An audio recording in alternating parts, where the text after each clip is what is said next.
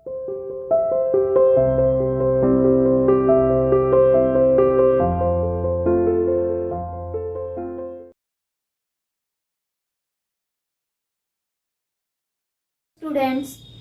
Welcome to CR international school online classes class 7 subject Hindi. आज बेटा हम अपनी हिंदी की क्लास में अपने महाभारत का अगला चैप्टर शुरू कर रहे हैं, चैप्टर नंबर 16। मैं इसकी रीडिंग लगा रही हूँ, उसको आप ध्यान से सुनना और साथ साथ समझते रहना। चलिए अब इसकी हम रीडिंग लगाते हैं। देखिए बेटा, ये चैप्टर नंबर 16 धृतराष्ट्र की चिंता चैप्टर का नाम है और ये आपका महाभारत की बुक का चैप्टर नंबर 16 है। इसकी हम चलिए रीडिंग लगाती हूँ मैं और आपको साथ साथ समझाती हूँ, ठीक है। धृतराष्ट्र कौन थे बेटा? जो कौरव थे उनके पिता थे।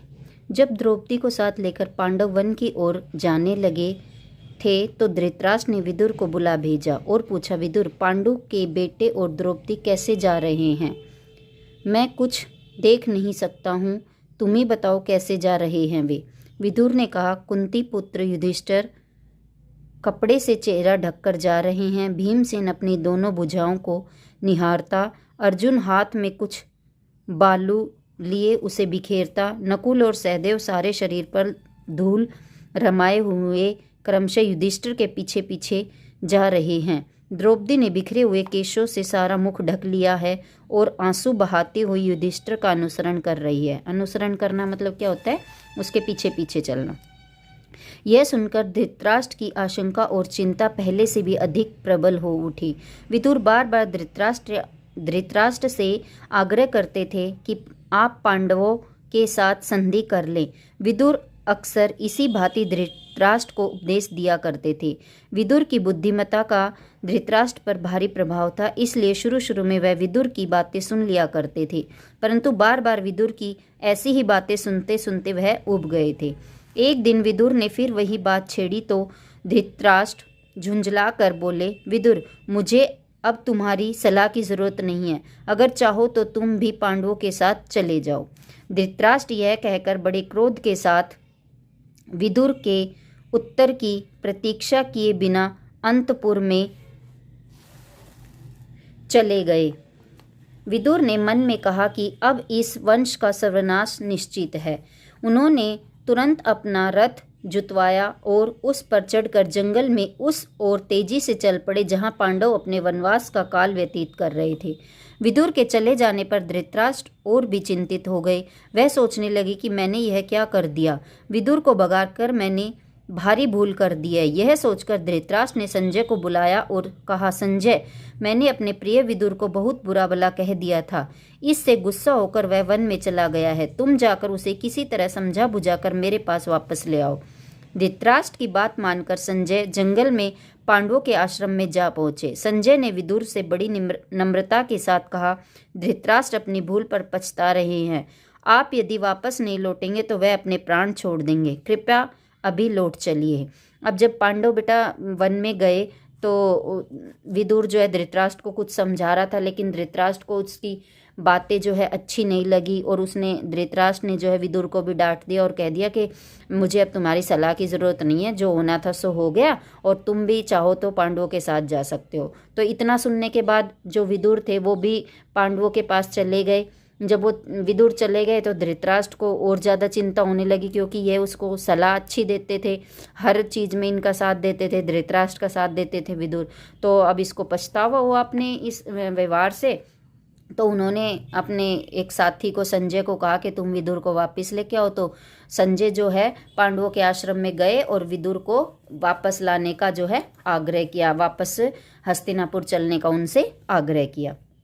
यह बात सुनकर विदुर युधिष्ठिर आदि से विदा लेकर हस्तिनापुर के लिए चल पड़े। हस्तिनापुर पहुंचकर जब धृतराष्ट्र के सामने गए तो धृतराष्ट्र ने उन्हें बड़े प्रेम से गले लगा लिया और गदगद स्वर में बोले, निर्दोष विदुर, मैं उतावली में जो बुरा भला कह बैठा उसका बुरा मत मानना और मुझे क्षमा कर देना। इसी तरह एक बार महर्षि मैत्रेय धृतराष्ट्र के दरबार में पधारे। राजा ने उनका समुचित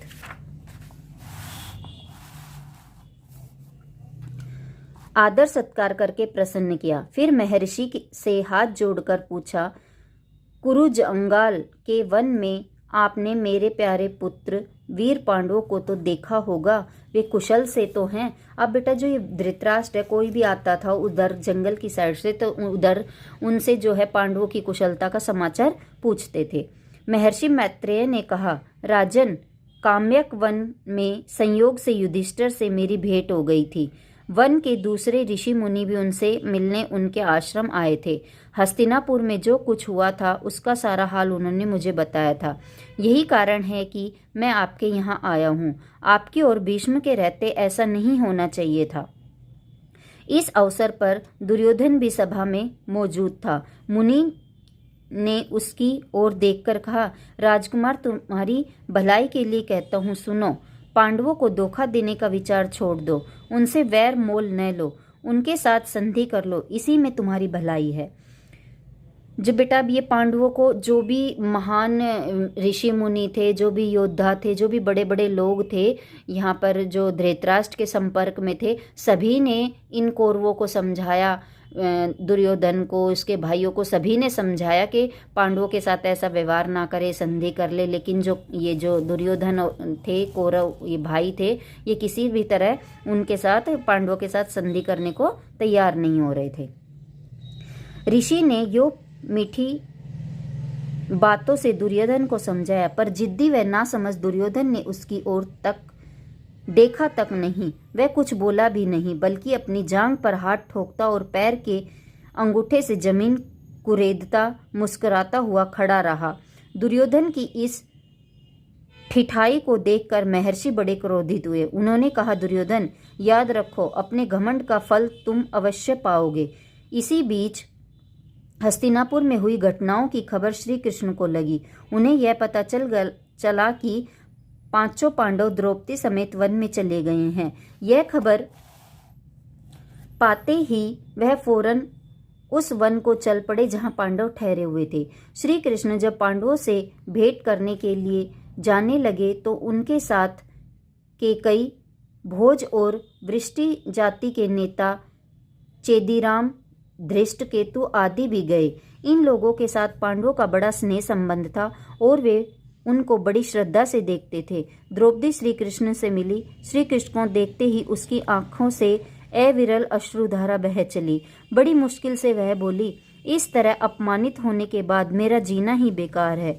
मेरा कोई नहीं रहा और आप भी मेरे न रहे। यह कहते कहते द्रौपदी की बड़ी बड़ी आंखों से गरम गरम आंसू की धारा बहने लगी। वह आगे न बोल सकी। करुण स्वर में विलाप करती हुई द्रौपदी को कृष्ण ने बहुत समझाया और धीरज बंधाया। वह बोले, बहन द्रौपदी, जिन्होंने तुम्हारा अपमान किया है उन सब की लाशें युद्ध के मैदान में खून से लथपथ होकर पड़ेंगी। तुम शोक न करो। मैं वचन देता हूँ कि पांडवों की इस प्रकार से सहायता करूंगा। यह भी निश्चय मानो कि तुम सम्राज्ञी के पद पर फिर सुशोभित करोगी।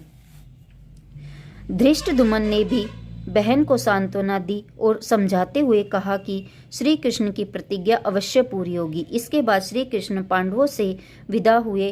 साथ में अर्जुन की पत्नी सुभद्रा और उनके पुत्र अभिमन्यु को वे द्वारकापुरी लेते गए। द्रौपदी के पुत्रों को लेकर धृष्टद्युम्न पांचाल देश चला गया। अब यहाँ पर बेटा जो पांडव थे वो वन में ठहरे हुए थे। बारी बारी से कोई भी उनको मिलने के लिए जाता था। भाई विदुर गए, फिर वापस आ गए, फिर ये श्री कृष्ण गए तो ये भी उनसे मिलके वापस आए और श्री कृष्ण ने तो उनकी पूरी सहायता करने का वचन भी दे दिया था। और जो श्री कृष्ण थे वो अर्जुन की पत्नी सुभद्रा और उसके पुत्र अभिमन्यु को लेकर, यानी कि अर्जुन की पत्नी सुभद्रा और उनके पुत्र अभिमन्यु को लेकर वे कहाँ चले गए? द्वारकापुरी, जहाँ पर कृष्ण रहते थे। और द्रौपदी के पुत्रों को लेकर धृष्टद्युम्न पांचाल देश चला। द्रौपदी के पुत्रों को कौन लेके गया? धृष्टद्युम्न। एक और उसका भाई था द्रौपदी का, वो पांचाल देश चला गया था। ठीक है, ये आपको पहले बता रखा है धृष्टद्युम्न कौन था। ठीक है, वो कहाँ चला गया? पांचाल देश में। तो ये बेटा आपका चैप्टर नंबर 16 था। क्या था चैप्टर नंबर 16 आपका? धृतराष्ट्र की चिंता। ठीक है, ये आपके रीडिंग का जो है ये कंप्लीट हो गया है और अगली क्लास में हम इसी चैप्टर के शब्दार्थ और प्रश्न उत्तर के साथ मिलेंगे। तब तक के लिए bye, have a nice day.